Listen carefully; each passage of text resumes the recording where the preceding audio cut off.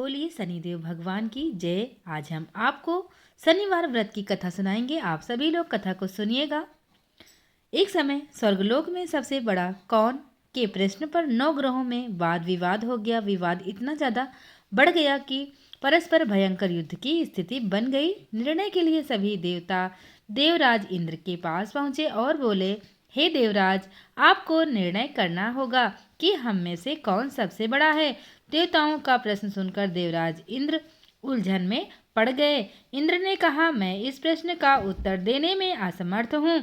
हम सभी पृथ्वीलोक में उज्जैनी नगरी में राजा विक्रमादित्य के पास चलते हैं और उन्हीं से पूछते हैं। सभी देवता इंद्रदेव के साथ उज्जैनी नगरी पहुँचे। महल में पहुँचकर जब देवताओं ने उनसे अपना प्रश्न पूछा तो राजा विक्रमादित्य भी कुछ देर के लिए परेशान हो उठे। उन्होंने सभी देवता अपनी अपनी शक्तियों के कारण महान थे, किसी को भी छोटा या बड़ा कह देने से उनके क्रोध के प्रकोप का सामना भी करना पड़ सकता था। अचानक राजा विक्रमादित्य को एक उपाय सूझा और उन्होंने विभिन्न धातुओं स्वर्ण, रजत, चांदी, कांसा, ताम्र, शीशा, रांगा, जस्ता, अभ्रक व लोहे के 9 आसन बनवाए। धातुओं के गुणों के अनुसार सभी आसनों को एक दूसरे के पीछे रखवाकर उन्होंने देवताओं को अपने अपने सिंहासन पर बैठने के लिए कहा। देवताओं के बैठने के बाद राजा विक्रमादित्य ने कहा, आपका निर्णय तो स्वयं हो गया। जो सबसे पहले सिंहासन पर विराजमान है वही सबसे बड़ा है। राजा विक्रमादित्य के निर्णय को सुनकर शनि देवता ने सबसे पीछे आसन पर बैठने के कारण अपने आप को छोटा जानकर क्रोधित होकर कहा, राजा विक्रमादित्य, तुमने मुझे सबसे पीछे बैठाकर मेरा अपमान किया है। तुम मेरी शक्तियों से परिचित नहीं हो, मैं तुम्हारा सर्वनाश कर दूंगा।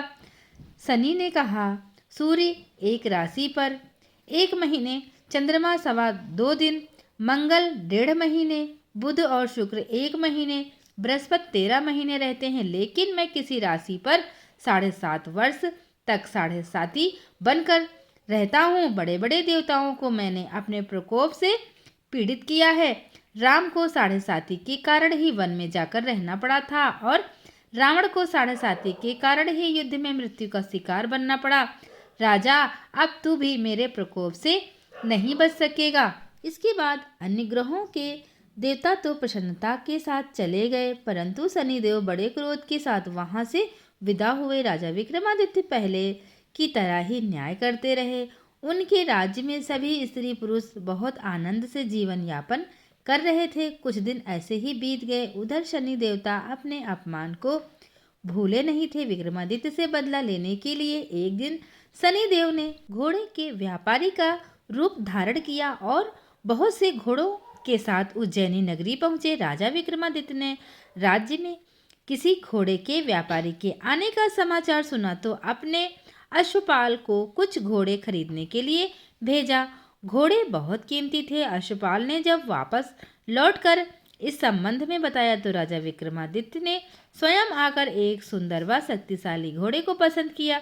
घोड़े की चाल देखने के लिए राजा उस घोड़े पर सवार हुए तो वह घोड़ा बिजली की गति से दौड़ पड़ा। तेजी से दौड़ता घोड़ा राजा को दूर एक जंगल में ले गया और फिर राजा को वहां गिराकर जंगल में कहीं गायब हो गया। राजा अपने नगर को लौटने के लिए जंगल में भटकने लगा, लेकिन उन्हें लौटने का कोई रास्ता नहीं मिला। राजा को भूख प्यास लग आई।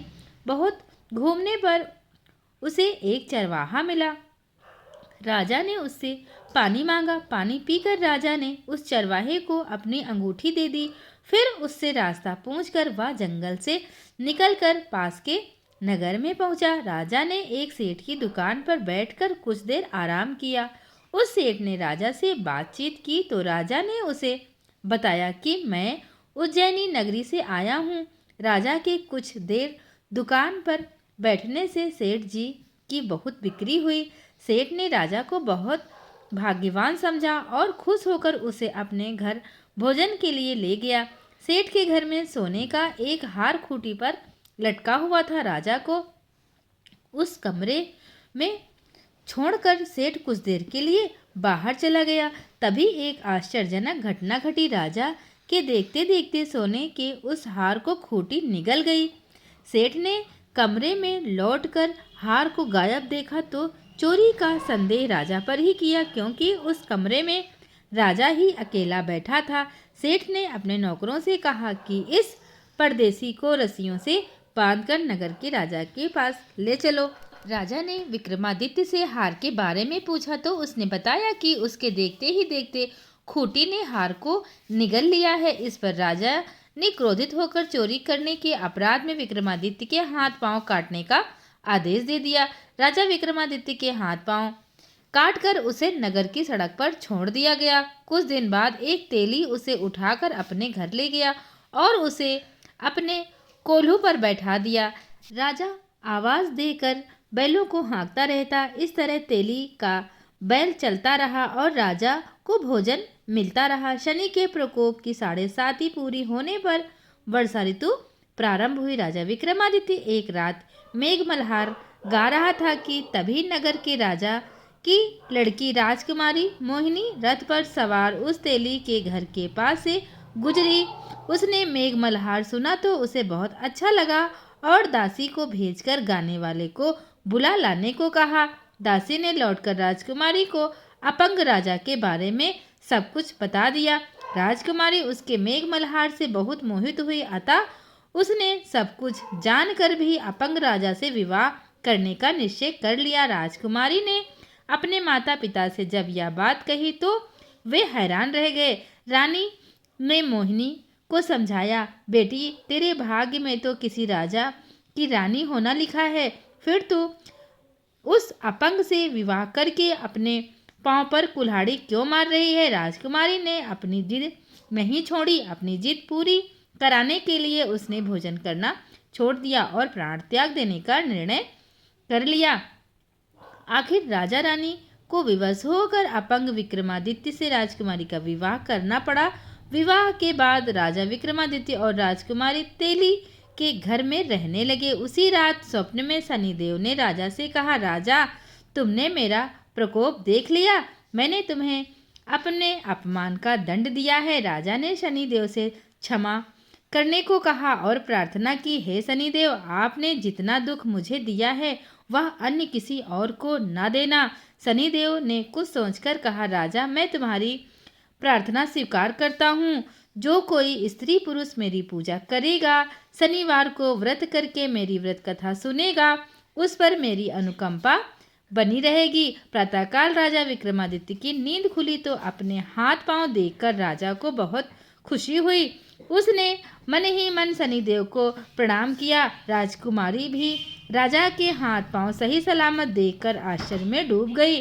तब विक्रमादित्य ने अपना परिचय देते हुए शनिदेव के प्रकोप की सारी कहानी सुनाई। सेठ को जब इस बात का पता चला तो दौड़ता हुआ तेली के घर पहुंचा और राजा के चरणों में गिरकर क्षमा मांगने लगा। राजा ने उसे क्षमा कर दिया, क्योंकि ये सब तो शनिदेव के प्रकोप के कारण हुआ था। सेठ राजा को अपने घर ले गया और उसे भोजन कराया। भोजन करते समय वहां एक आश्चर्यजनक घटना घटी। सबके देखते देखते उस खूंटी ने हार उगल दिया।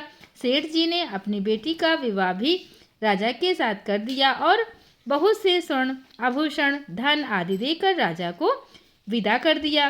राजा विक्रमादित्य राजकुमारी मोहिनी और सेठ की बेटी के साथ उज्जैनी नगरी पहुँचे तो नगरवासियों ने हर्ष से उनका स्वागत किया।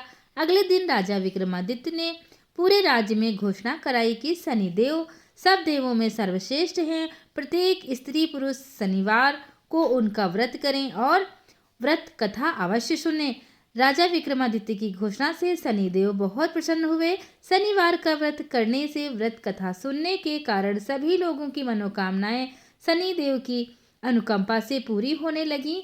सभी लोग आनंद पूर्वक रहने लगे। दोस्तों, तो ये शनिवार व्रत की कथा आपको कैसी लगी मुझे कमेंट करके ज़रूर बताइएगा। बोलिए शनिदेव महाराज की जय।